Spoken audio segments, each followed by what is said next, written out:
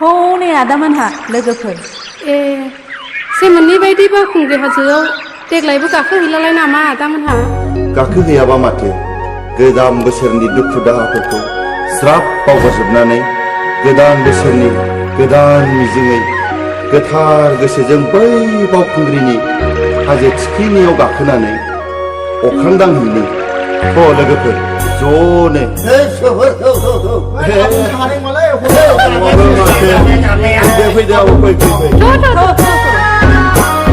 बोसोरनि गिबि बैसागु बोथोर सफैलायबाय सेंग्राफोर सिख्लाफोर सफैलायबाय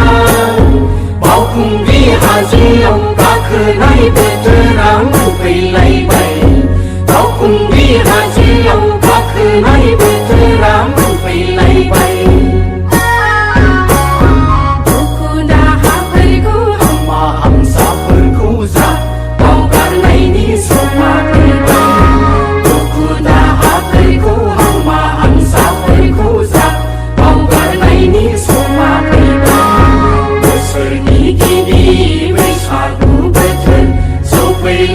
सफैलायबाय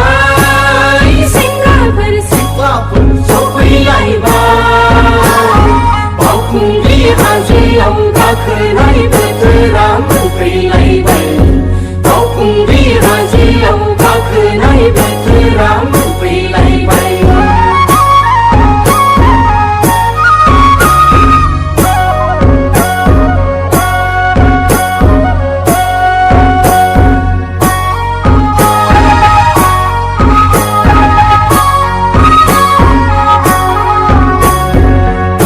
बिजौनि थिरिरिउ थिरिरिउ सिफुंजों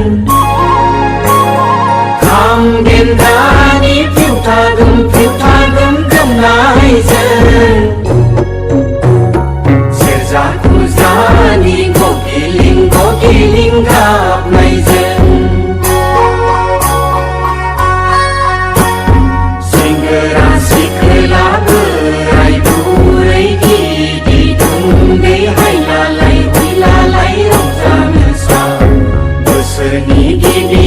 बैसागु बोथोर सफैलायबाय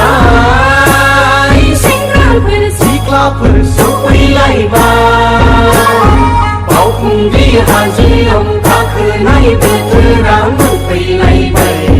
बावखुंग्रि हाजोआव गाखोनाय बोथोरा मोनफैलायबाय